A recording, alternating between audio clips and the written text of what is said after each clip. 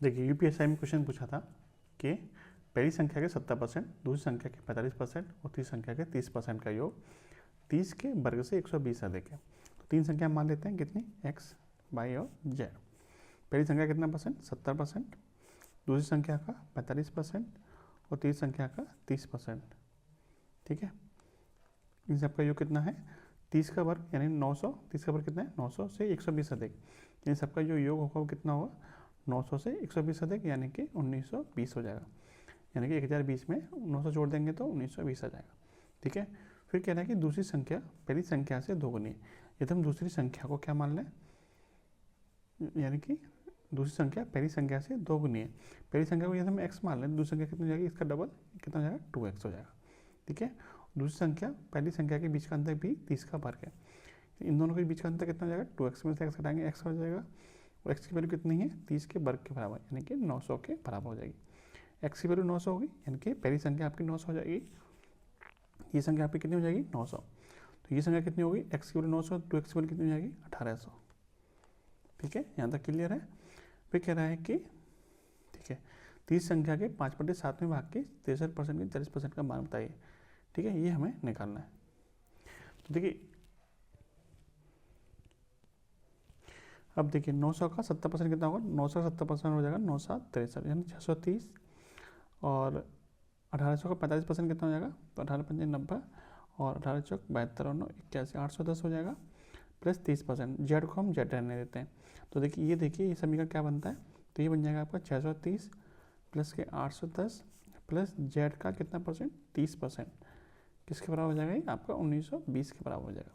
यहाँ से हम जेड की वैल्यू निकाल सकते हैं। तो देखिए 630 प्लस के 810 कितना हो जाएगा 1440, यानी जेड का 30% बराबर हो जाएगा 1920 में से कितना घट जाएगा 1440। ठीक है, तो देखिए जेड गुणा 30/100 बराबर, इसको घटाइए कितना बचेगा 0, ये 8 बचेगा और ये आपका 18 में 14 480 बचेगा। ठीक है, 0 से 0 खत्म, 3 से कट जाएगा आपका ये 160 बार। ठीक है, यानी जेड की जो वैल्यू होगी वो कितनी होगी 1600 हो जाएगी। तीसरी संख्या क्या निकल के आ गई, यहाँ भी 1600 निकल के आ गई। पूछा क्या है, तीसरी संख्या के 5/7 भाग यानी 1600 का 5/7 का 63% का कितना परसेंट 40% पूछा है, कितना हो जाएगा वो आपसे क्वेश्चन में पूछा है। इसको सॉल्व कर लीजिए। तो देखिए 7 से घटेगा 9 बार, 100 से 2 जीरो खत्म, 1 जीरो से 1 जीरो भी खत्म। ठीक है, 5 से कट जाएगा 2 बार और 2 से कट जाएगा ये आपका 2 बार। क्लियर, ऊपर कितना बचेगा 9 दूनी 18 यानी कि 16 गुणा 18 बचेगा, जो कि 288 के बराबर होता है। ठीक है, कौन से ऑप्शन में, ऑप्शन नंबर बी आपको दिया हुआ है। बी ऑप्शन आपका राइट आंसर हो जाएगा।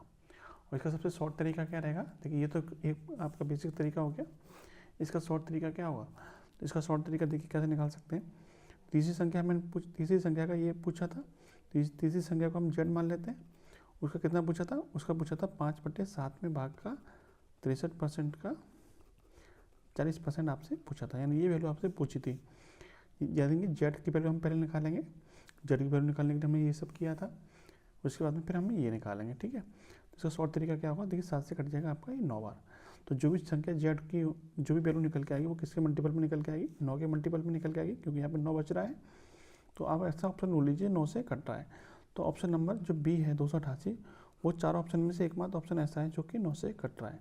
ठीक है, इस तरीके से आप शॉर्ट अप्रोच लगा के आंसर निकाल सकते हैं। ठीक है, वीडियो अच्छी लगी हो तो लाइक और शेयर करना मत भूलना। जय हिंद, जय भारत।